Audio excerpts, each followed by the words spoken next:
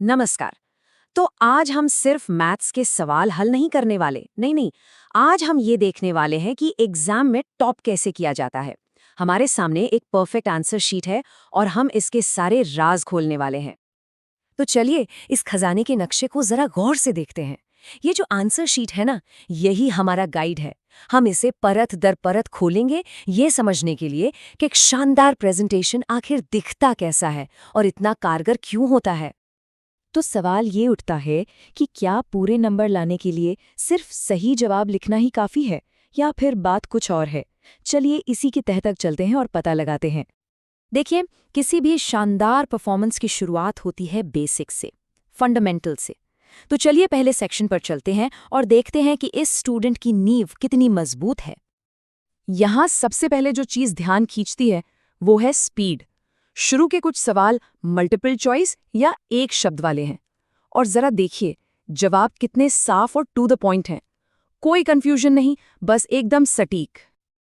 और ये सिलसिला आगे भी जारी रहता है, चाहे जवाब संबाहु हो या अपरिमेय, हर एक शब्द एकदम परफेक्ट है। इससे पता चलता है कि बेसिक्स कितने पक्के हैं। ऐसा लगता है जैसे सब कुछ उंगलियों पर रटा हुआ है। अच्छा, अब स्पीड थोड़ी कम होती है। जहां परिभाषा लिखनी है वहां सिर्फ एक शब्द से काम नहीं चलता। यहाँ देखिए, सीकेंट लाइन को न सिर्फ डिफाइन किया गया है बल्कि उसे समझाने के लिए एक छोटा सा साफ सुथरा डायग्राम भी बनाया गया है। वाह, इससे पता चलता है कि कॉन्सेप्ट कितना क्लियर है। अब जरा इस पर गौर कीजिए। स्टूडेंट ने सीधे बेसिक प्रोपोर्शनैलिटी थ्योरम का नाम लिखा है। ये देखते ही एग्जामिनर को पता चल जाता है कि इसे सिर्फ फॉर्मूला नहीं पता बल्कि टॉपिक पर इसकी पकड़ बहुत गहरी है। तो आखिर ये थ्योरम है क्या? आसान भाषा में कहें तो ये वही है जो स्क्रीन पर दिख रहा है। इस कॉन्सेप्ट को याद रखना और सही जगह पर इसका इस्तेमाल करना, बस यही है पूरे नंबर लाने का राज। चलिए अब अगले सेक्शन पर आते हैं। अब फोकस इस पर नहीं है कि स्टूडेंट क्या जानता है, बल्कि इस पर है कि वो अपने जवाब को कैसे पेश करता है, प्रेजेंटेशन। पूरी आंसर शीट में एक बहुत ही पावरफुल पैटर्न दिखता है।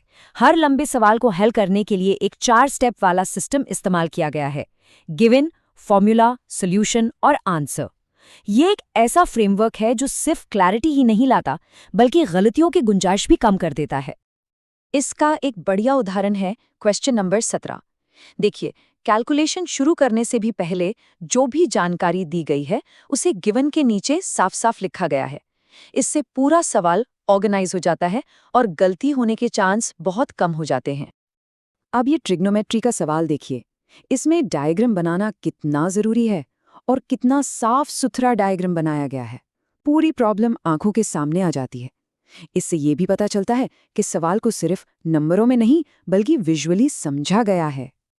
ये सिर्फ एक कोट नहीं है, ये इस पूरी आंसर शीट का आप कह सकते हैं मूल मंत्र है कि भाई प्रेजेंटेशन में क्लैरिटी उतनी ही जरूरी है जितनी कैलकुलेशन में एक्यूरेसी। चलिए अब आते हैं सबसे मुश्किल सवाल पर, क्वेश्चन 21। इसमें मोड निकालना है और ये एक ऐसा टॉपिक है जिसमें अक्सर स्टूडेंट्स कंफ्यूज हो जाते हैं। यहाँ देखिए, पहला काम क्या है? एक जासूस की तरह डेटा टेबल को पढ़ना और उसमें से F1, F0, F2 और L जैसे जरूरी सुराग निकालना। और ये रहा इसका फॉर्मूला। हाँ, देखने में थोड़ा कॉम्प्लिकेटेड लग सकता है और सच कहूँ तो ज्यादातर गलतियां यहीं पर होती हैं। इसीलिए एक सिस्टमैटिक तरीका अपनाना बहुत बहुत जरूरी हो जाता है। असली जादू तो यहाँ होता है।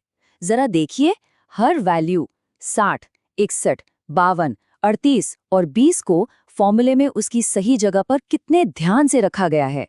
ये बिल्कुल एक सर्जरी जैसा है जहाँ हर चीज एकदम सटीक जगह पर होनी चाहिए। और ये हिस्सा दिखाता है कि फाइनल आंसर तक कैसे पहुंचना है। कोई जल्दबाजी नहीं। न्यूमरेटर और डिनोमिनेटर को अलग अलग सॉल्व किया, फिर डिवाइड किया और आखिर में जोड़ा। हर स्टेप दिखाने का एक और फायदा है कि अगर कहीं कोई छोटी मोटी गलती हो भी जाए तो भी स्टेप मार्किंग के नंबर मिल जाते हैं। और ये आ गया हमारा फाइनल आंसर 65.625। एक मुश्किल प्रॉब्लम को स्टेप बाय स्टेप बिल्कुल सलीके से सॉल्व करके एक परफेक्ट जवाब तक पहुंचना, इसी को तो कहते हैं मास्टरी। तो इस पूरी पड़ताल से हमें क्या सीखने को मिला? चलिए इस आंसर शीट से मिली सबसे जरूरी स्ट्रैटेजीज को फटाफट से समेटते हैं। तो सार ये है कि एक परफेक्ट आंसर शीट सिर्फ नॉलेज दिखाने के बारे में नहीं है, ये प्रेजेंटेशन और स्ट्रैटेजी का एक खूबसूरत मेल है। ये जो 5 पॉइंट्स है ना, यही वो अप्रोच है जो कामयाबी दिलाती है। ये एक ऐसी चेकलिस्ट है जिसे कोई भी फॉलो करके अपने स्कोर को बेहतर बना सकता है। और आखिर में एक सवाल जो सोचने पर मजबूर करता है। ये पेपर हमें दिखाता है कि मैथ्स में सिर्फ मंजिल यानी जवाब तक पहुंचना ही जरूरी नहीं है, बल्कि वो सफर यानी जिस तरीके से आप जवाब तक पहुंचे वो भी उतना ही मायने रखता है ना सोचने वाली बात।